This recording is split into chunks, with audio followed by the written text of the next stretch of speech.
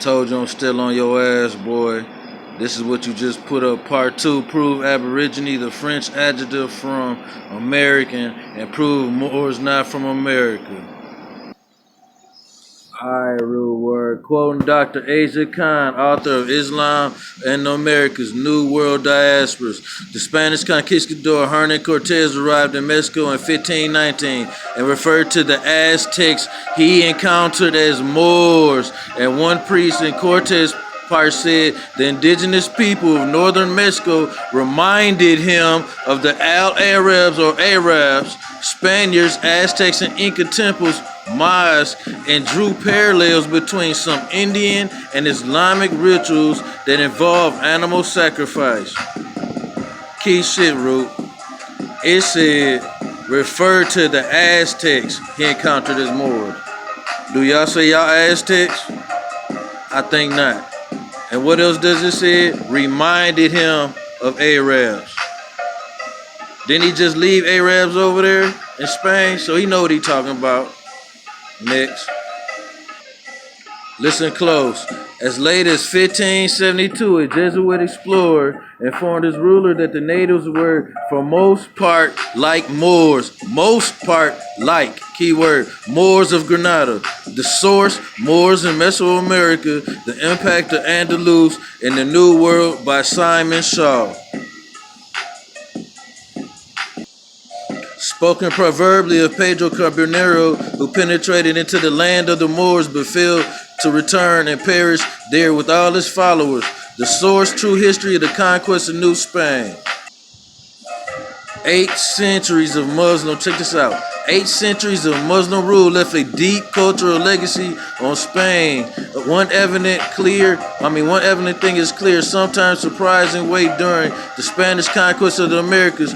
Bernardo declares Castillo, the chronicler of Hernan Cortez' conquest of Mesoamerica, admired the customs of the native women dancers by writing Muy bien vestidas a su manera y parecían moriscas, or very well dressed in their own way, and seemed like Moorish women. Seemed, not Moorish women. Seemed, nigga.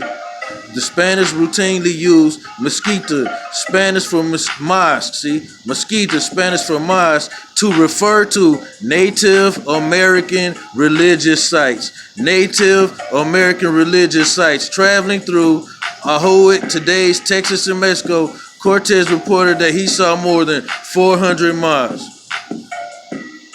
Now, when they say Native Americans, we already know the ones that came over ain't us, but then I already showed you the ones that came from China and was doing the observatory when we was getting the lessons from the, what I say? It showed the dragon. It showed us. Oh yeah, bro. Oh yeah. Native American religious sites. He saw more than over 400 mosques. Y'all don't even know what them is. I'm going to get to that, though. The retreat of Hernan Cortez from Tetuan, Mexico, 1520. Hernando Cortez, 1485 to 1547, Spanish conquistador, led an expedition to Mexico, landing in 1519. Although the conquistadors number only some 500 men, an Aztec prophecy regarding the return of God Quetzalcoatl, who the natives believe Cortez resembled. That's a lie because it said the white serpent, the dragon. I'll get into that in a later thing. Check this out. Of Quetzalcoatl, whom the natives believe Cortez resembled, enabled them to reach the Aztec capital, Teotihuacan, which they then captured, imprisoning the Emperor Montezuma II. Check this out, y'all. It's going to get tricky. The city later revolted, forcing Cortez and his men to retreat. The following year, however, Cortez returned, recapturing Teotihuacan and overthrowing the Aztec Empire from the British Embassy, collecting Mexico City. Photo by Anne Ronan, pictures printed by collector Getty Images. Watch this. During the war, check this out, y'all.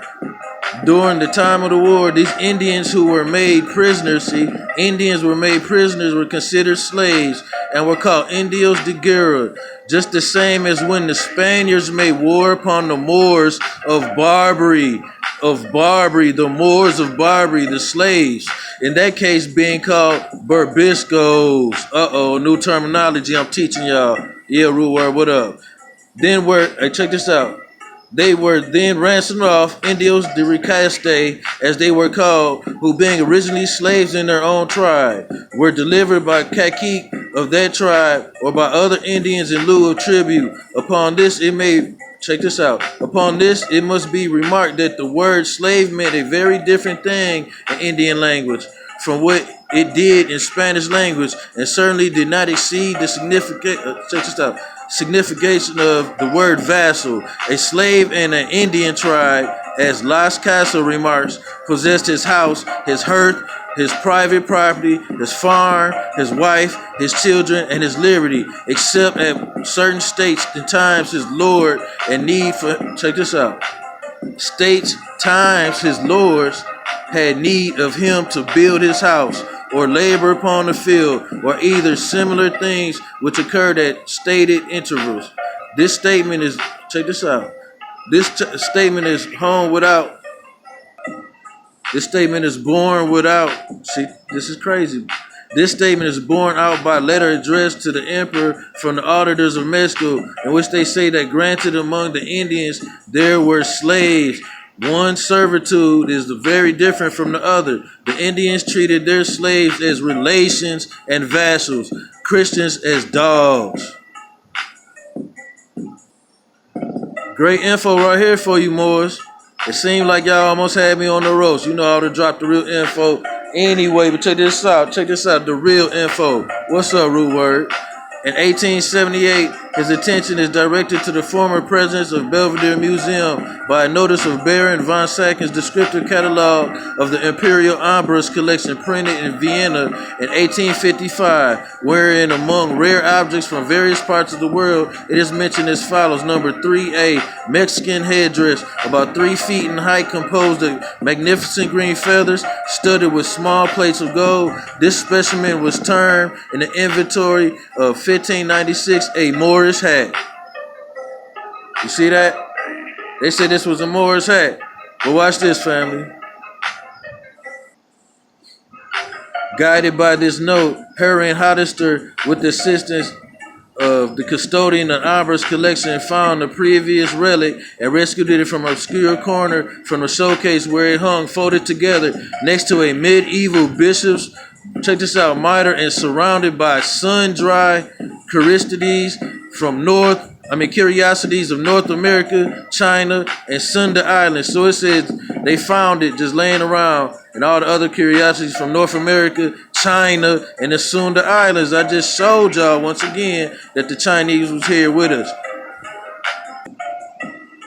On folio 472, the ancient document, it is cataloged with other objects and feather work contained in a chest number 9. Peep this. And it is described as a Moorish hat of beautiful, long, lustrous green, gold-hued feathers, bedecked above with white, red, and blue feathers and gold rosettes and ornaments.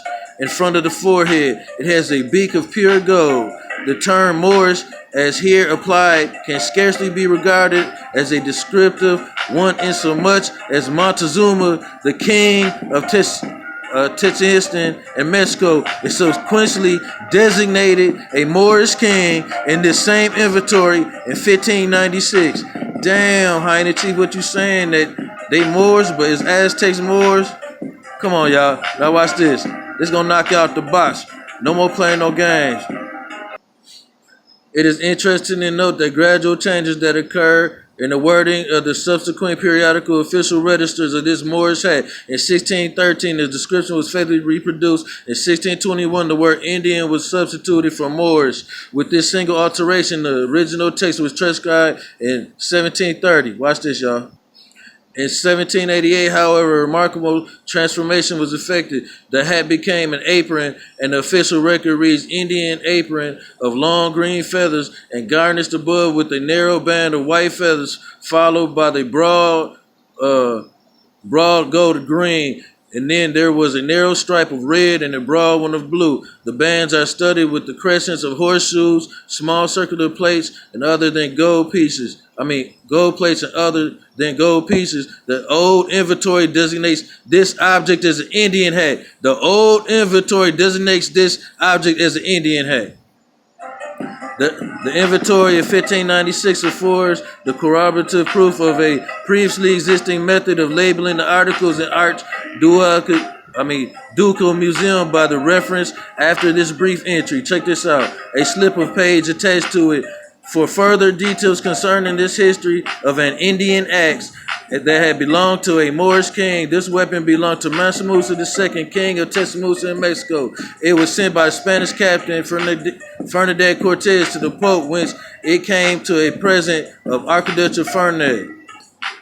Game over right here. The blurring of Indian and Moor was not limited to architectural expression, but also arose in dramaturgy. A play entitled The Conquest of Jerusalem, organized by the Medicine Orders of Tequila in 1539, saw the reenactment of an epic battle between Christians and Muslims, in which Fray Montilla informs us troops from Castile y Leon made the vanguard with real weapons and standards alongside Indians, and also casting the natives as Moors. The Spanish revealed much on how Islam continued to affect the New World.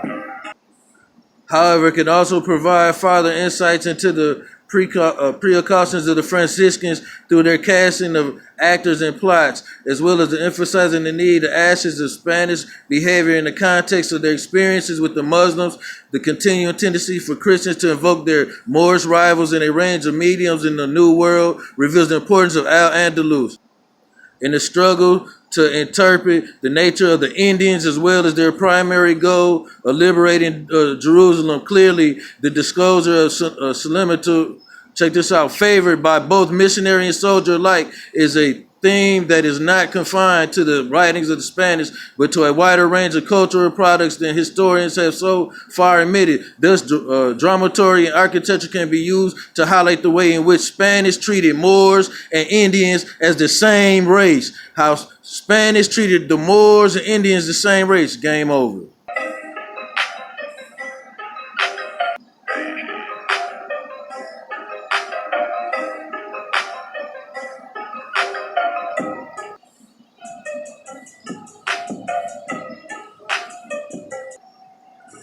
Oh yeah, root word. What does Moor mean? Noun. A tract of open, peaty wasteland, often overgrown with heath common in high latitudes and altitudes where drainage is poor. Heath, a tract of land preserved for game. Moor. Moor is defined as a large open marshland. An example of a moor is an expanse between two farmhouses that doesn't drain well. This a Moor. See? Now who's occupying this land? Us Indians, bro. Get out of here. Moor land. Moors. Black Indians, copper colored. In this terrain, Moor. Once again, the Spanish treated Moors and Indians as the same race.